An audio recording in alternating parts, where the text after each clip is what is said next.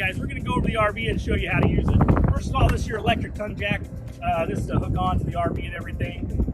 Just make sure this other button is, there's a light out here. Don't leave it on. You don't want to drain your battery on accident or anything like that. You have your 2 propane tanks here. To access them, you just literally lift this cover off, and then the 2 tanks are there. There's an arrow that points towards one tank or the other. Just make sure it's pointed at the tank you're using. If that tank runs out, turn off your tank, point the arrow towards the other tank, and then go ahead and open that one so you can use the other tank. Just so you're aware, hopefully you never need it, but the battery box is located right behind the propane tanks here. Also, the spare tire is located right here. Hopefully you don't need those things. You need to access them for any reason, but they're there in case you do. There's a large storage area. This just opens up. You can put your gear in here and stuff like that. This is where you're going to find the sewer hose, the water hose, the electrical cord, all that kind of stuff is going to be in this compartment for you. Every corner of the RV has a stabilizer jack. To get those down, there's a hand crank that's in here. You just put it on, and then you'll crank it down. They are just stabilizers. They're not to level the trailer or anything like that. They just make the trailer less wobbly when you're walking inside. This has a large awning. Just remember, if it's windy or raining or anything like that, you close the awning. These aren't for cover for bad weather or anything like that. This is just a sunshade. So make sure, we just tell everybody, if you're not sitting underneath it, make sure it's closed. You don't want to get on your boat, go out, and come back and strip it off. They're pretty expensive, and replace it for us. Right here is how you're going to get into the RV, the main door. To get in, you'll swing this way, and this is going to be your hand grab for the stairs. Now this is equipped with what they call the solid steps. If you open the door here, you're going to find your steps. If you're going to access these and use these, you need to make sure this door is all the way open, 180 degrees. You'll grab the yellow lever, pull it, and then you're going to lay these flat just like this. It folds down, and now you can access the RV. You're going to use this as a handle to help you get in and out. Just make sure this plate right here is flush. If you're on uneven ground and the steps are up a little too high and this is up, won't be able to close the door, and you could actually damage the door. So just make sure when you're setting up your stairs, you make sure this is level right here. And to do that, on the bottom of the stairs are 2 feet. These are adjustable legs. You just pull the pin, you'll make it shorter or longer, and then just drop the pin back in, and that way you'll have level steps. Okay? And then just to fold it in, you just lift up, you reverse the process, you hold this, drop it into place, and then close it. Make sure when you are closing this, the door is 180 degrees out of the way. There is a clamp right here on the side. If the door is almost closed or like not completely open all the way, that will hit the door and damage the door and actually bend some stuff. So make sure this door is completely out of the way when you're accessing the stairs. Okay? When you travel, we like you to fold these arms over the door. That way the door won't pop open on you or anything. And as you come down the side here, this exhaust vent, this can get warm, so make sure you don't leave any gear or anything around it. Don't let your kids touch it. You have a couple outlets here. Just remember the outlets aren't going to run or work unless the generator's running or you're plugged in at an RV park. Outside here, you can flip this open. There's a little table area in there that you can use to, say you have your grill set up out here, you can put all your supplies on it. It's kind of nice. Once again, you have your other stabilizer jack. There's 4 of them on the RV. They just stabilize it. They don't level it. So just remember, this will drop down, it'll stabilize it. This has a rear exit door. Just remember, we don't want any kids coming and going out of this door or anything like this.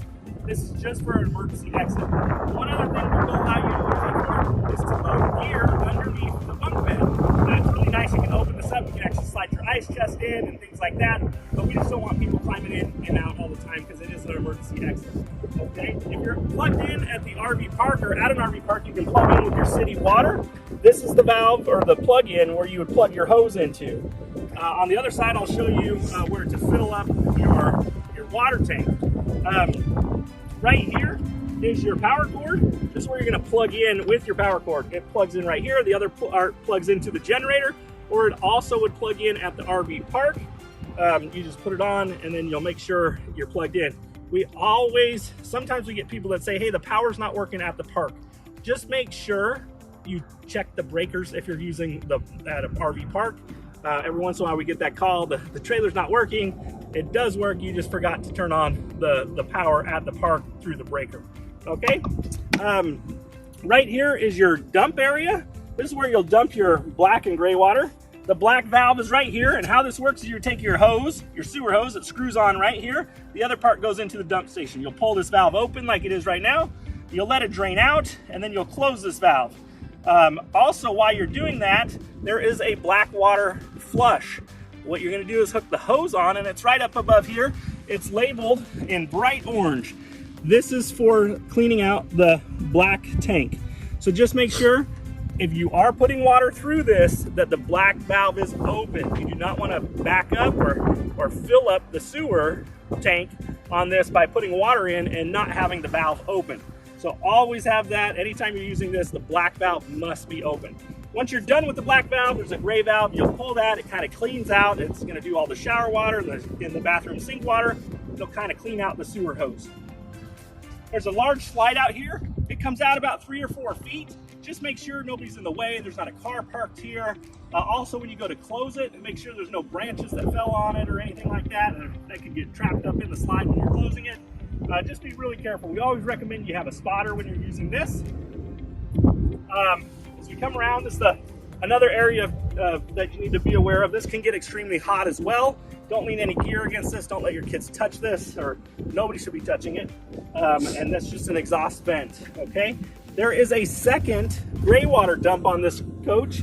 Right here, there's another pull valve, and it's the gray water. This is from the sink area, from the kitchen. So there's 2 gray valves, one in the back for the back bathroom, and then one in the kitchen area for like the sink water. So make sure if you guys are doing your own dumping that you do make sure you pull both valves, okay? Now we're gonna get into your water tank, how to fill that. There is a cap right here, you just unscrew it. You're gonna take your garden hose, you're gonna fill up this tank. There's a gauge inside, so make sure you're watching your gauges. Make sure you don't overfill the tank. You wouldn't want to flood inside the RV or anything like that. So just make sure you're cautious when you're filling it. If water starts to squirt out, go ahead and make sure you turn off your hose real quick. And then you check your gauge inside and make sure you're all good. Okay, well, we're gonna head on inside. We're gonna take a look and we'll show you how to use that. All right, guys, we're gonna go to the interior of the RV and show you how to use it. First of all, this is the main control panel. On the top, we have the slide out control, and we have the awning extension and retract button there. Just make sure anytime you're setting out the awning, nothing's in the way, it's not windy or anything. Like make sure if it is windy, rainy, any type of inclement weather, you have it closed. We always recommend you don't use it unless you're sitting underneath it. They can break off, and they're quite expensive. So just make sure you're taking care of the awning. As far as the slide out goes, that button's right here. Just make sure anytime you send the slide out, nobody's in the way over there. There's not a tree in the way. We always recommend you just use a spotter. We're gonna go ahead and take a look in the master bedroom there. There are some outlets on each side of the bed, which is really nice. There's 2 outlets, and then there's also 2 USB charging ports, so you can charge your phones and do all those kind of things while you're camping. We're going to go ahead and look in the fridge now, or not the fridge. We're going to look in the kitchen area. There's some really nice cabinets. There's also a burner top and a sink right here. Just make sure you have the water pump on to use a sink. There's a microwave, and right here is the refrigerator. Now, to use the refrigerator, to turn it on, there are 2 buttons. There's an on-off button, and then there's also an auto gas button. To turn it on or off, you just turn on the on-off button, and then the auto button will automatically select between gas and electric. So we usually recommend that if you're going to an RV park. Now, if you're going to go boondocking or dry camping, you want to have it on the gas button. And to turn the gas on, you're going to have that. The button needs to be extended outwards. Now, these take about 4 to 6 hours to get cold, so make sure you leave yourself plenty of time to start cooling it. How they work is they'll freeze the freezer box first, and then they use the cold air from the freezer to actually cool the fridge. So the fridge isn't even going to start getting cold until the freezer box is frozen. Now we're going to look at the couch area here, which is really nice. This couch also converts into a sleeping area. All you do is you would remove these covers, and then it's a tri-fold couch where it'll fold out one way, and then you actually lift it up and the flat part will come out. Let me just show you how that works. You just go like this, you remove these guys, and then you actually lift this section up. There's 2 legs here, so these will fold out just like that. And then you lift the whole system up and out. It actually makes quite a large bed. And then the final step is to go ahead and drop this one down. And now you have a large sleeping area. This is fantastic for a coach this size. And then just to set it up, you just reverse it, you flip this up out of the way.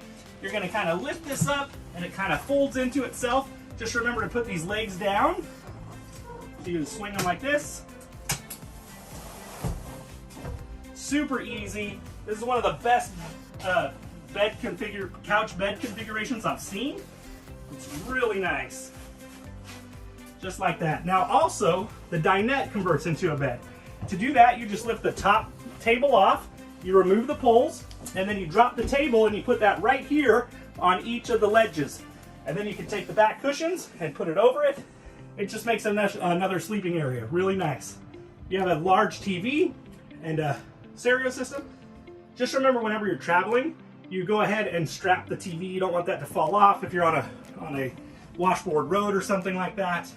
And then we're going to go in and take a look in the bathroom. It's a really nice bathroom area.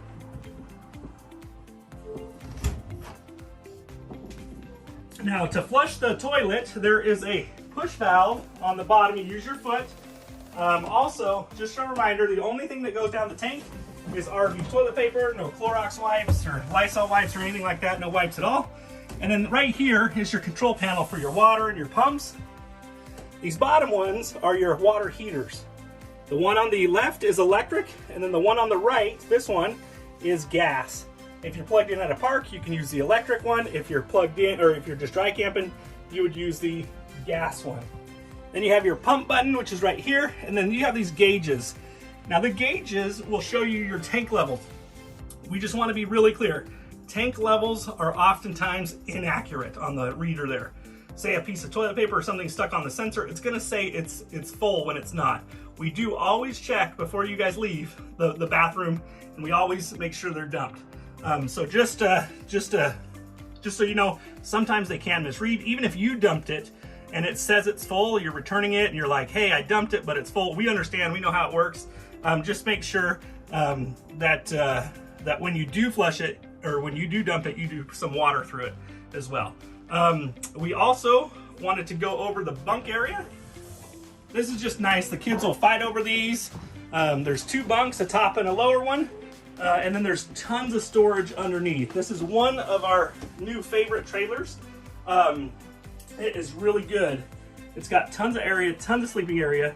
And then the last thing we want to go over, hopefully nothing ever happens, but there is a breaker box, just like your house would have. It is located right in this panel. It's got a couple breakers. Say you were using a blow dryer or something and all of a sudden the power's not working, go ahead and check your breakers. Like I said, hopefully you don't need to look at anything like that, but that's just good to be aware of. All right, guys, well, we're excited to have you, and we'll see you soon.